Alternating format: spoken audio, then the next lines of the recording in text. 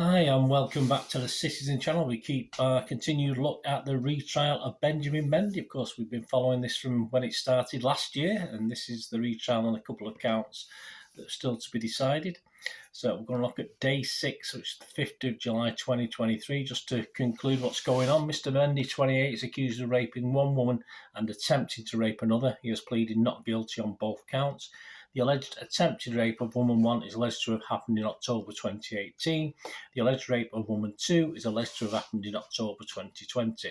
Judge Stephen Everett is the honorary recorder of Chester. He's overseen the trial, and the prosecution is represented by Benjamin Aina KC, the defence by Eleanor Laws KC. Please, if you are new to the channel, obviously everything's City, normally football, but obviously we've followed this from the start, so we'll carry on.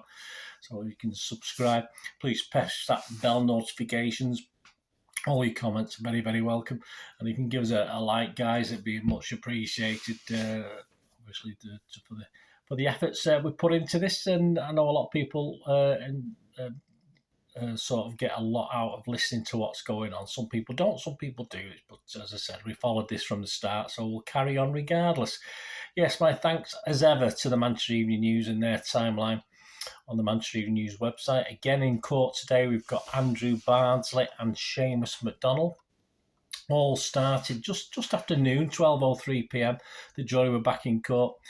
Also in court is a witness giving evidence behind a screen, and this is a friend of woman 2. Woman 2 alleges that Mr. Mendy raped her at his home in October 2020, which he denies. The friend of woman 2 says she attended a bar in Cheshire with her on the night the complainant alleges she was later raped by Mr. Mendy.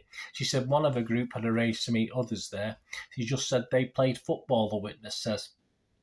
The witness says she had no interest in football or footballers. The witness says Mr. Mendy was ordering shots of alcohol for her table. Asked about the atmosphere, she says it was okay. The girls were drinking, having a laugh. I just wanted to go home. She agreed that Mr. Mendy took a liking to one of her friends. He just kept picking her up and just spinning her around. He wouldn't leave her alone. She says her friend who was with Mr. Mendy was enjoying herself. The witness explained she wasn't drinking alcohol as she was driving. She said they were invited to an after party at Mr. Mendy's home.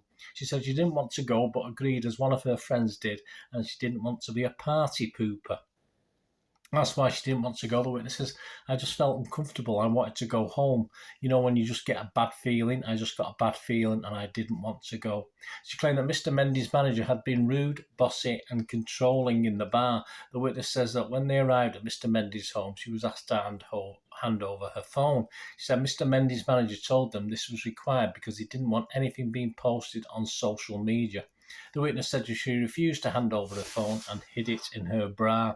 That's why she declined to hand it over. She said, we were in the middle of nowhere. I'm not going to hand my phone over to somebody I don't know. Anything could happen. Woman 2's friends tell the jury that she was with the complainant in the pool area of Mr. Mendy's home when the footballer came over and snatched her friend's phone from her. She said her friend asked for her phone back and Mr. Mendy replied by saying he was just making sure she is not posting anything on social media. He then walked off still holding her phone and woman 2 followed him, the witness says. The witness says, I just thought, she's going onto her phone, going to get her phone back, and that was that. I didn't think anything of it. Jurors hear that the witness became concerned after her friend didn't return for 15 or 20 minutes. She went to look for her and saw her at the bottom of the stairs. Prosecutor Benjamin Aina Casey asked the witness, when you saw her, woman 2, how did she appear to you? Terrified, the witness replied. Describe what you saw that made you say she looked terrified, the prosecutor continues. She looked like she'd seen a ghost, the witness says. She says that woman 2 told her she wanted to leave now. The witness says she drove woman 2 home. She said her friend, who said she was usually a happy, chatty and bubbly girl, was quiet during the journey. At 1 p.m, the trial adjourned for lunch. The jury was brought back in at 2:27 p.m, and the questioning continued. Jurors have heard that woman 2 and her friends slept over in the same property after the alleged rape. She said that the morning after, woman 2 told her what had happened the night before. The witness tells jurors she said when Ben took her phone, she went and followed him to get it back and went into his bedroom. She realised that she was locked in his room so she couldn't get out, and she was just saying to him, please, can I have my phone back? and then he said you can't. She claimed the woman too told her that Mr. Mendy said she could have her phone back if she undressed. Mr. Mendy told woman too that if he wanted to see what she looks like without her clothes on, and said he wouldn't touch her, according to the witness. She says woman too told her that Mr. Mendy threw her phone onto the bed, and that's when her friend went to collect it. Mr. Mendy got on top of her. She said that she kept telling him that she doesn't want to have sex with him, the witness says. The witness was cross-examined by Mr. Mendy's barrister Eleanor Laws KC.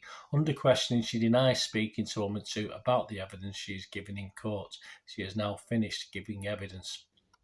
A statement is now being read on behalf of another friend of woman 2 who was at the bar in Cheshire and later attended Mr. Mendy's home. She said woman 2 appeared later that night and said she wanted to go, so they left. None of us knew that anything had happened at this stage, she said. In a statement, the witness said she later heard of the allegation made by woman 2. She said everyone kept saying he forced her. I just kept thinking that isn't right. That's not the right word. They should have been saying that he raped her, not forced her. Jurors have also read a statement from woman 2's mother. She said that the morning after the alleged rape, her daughter told her, "Mum, something's happened and I don't like it." She looked pale. She didn't look herself, the witness said. She said later that day her daughter rang her and said, "You need to come home straight away. I need to speak to you." When she met up in person, woman 2 said, "Mum, I've got something to tell you." She then burst out crying and said, "He forced me to have sex," the jury here. At 4:35 p.m, the trial was adjourned for the day. So please join me tomorrow, Thursday, for further dealings from the court. Any comments you've got to make, please, you're welcome to leave them. And thanks for joining me. Please, until we meet again, ask one thing, don't I? Please stay safe, everyone. Bye for now.